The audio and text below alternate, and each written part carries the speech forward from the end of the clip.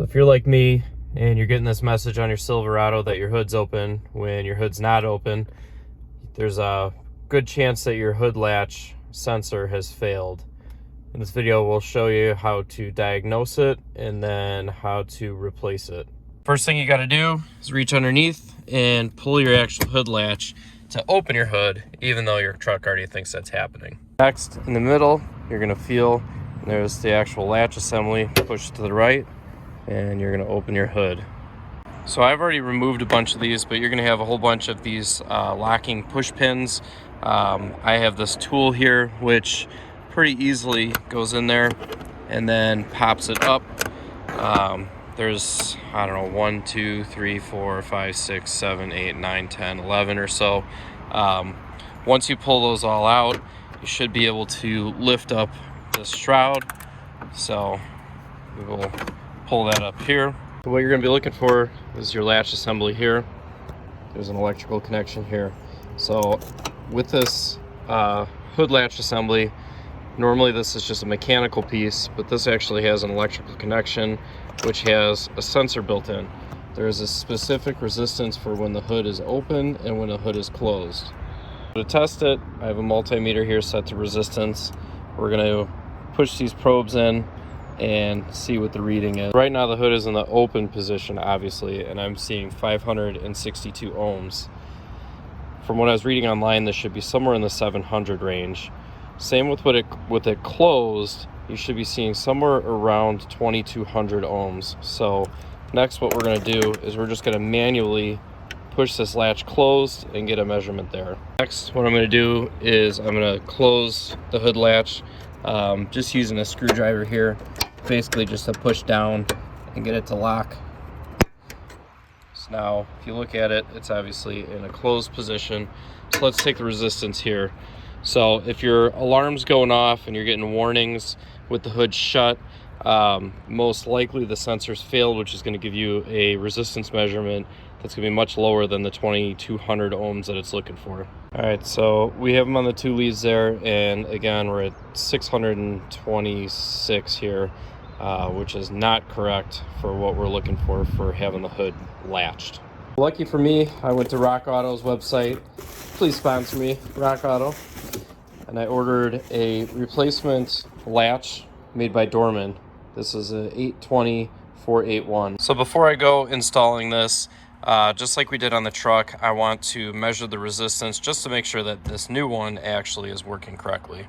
So what you're doing here is you're measuring the resistance between the black and the purple wire. I read online that yellow wire is used for some other model that has no effect on your actual hood latch. But again, if you remember, we're looking for about 2200 ohms with it closed and about 700 and some change for with it open. Out of the box, it looks like this is in the open setting. Obviously you can tell because when you push the lever, you can see that it will accept the hood. So let's take a resistance here real quick. All right, so in the open setting, we're getting 732 ohms, which is accurate for open. And then we're going to set that closed and see where it ends up with the latch closed. All right, so now you can see that it's in the closed position. Let's take another resistance measurement here. All right, so you can see about 2300 ohms, which is what we're expecting. If you remember on the factory installed one on my 2018 Silverado, we were getting about 700, which is why my alarm keeps going off with the hood shut. So next thing, all we got to do is go over to the truck and let's get these swapped out. What I need is a 13 mil wrench or socket and ratchet like I'm going to be doing here. And let's go and bolt it. So this may be a little difficult because I'm going to do it one-handed here, but there's the two bolts on the side, so we're going to get those cracked loose here. So you have your left and your right.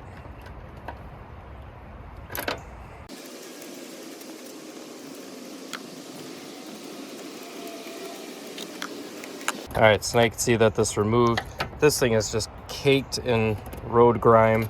There is a push clip over here for the actual connector. Should be able to just kind of yank on it and it'll come right out like that. Cable's really easy too. On the back side you can see that there's a little like mushroomed out piece there. You'll probably need some pliers or something to squeeze it, and it'll come right out, so we'll get that done.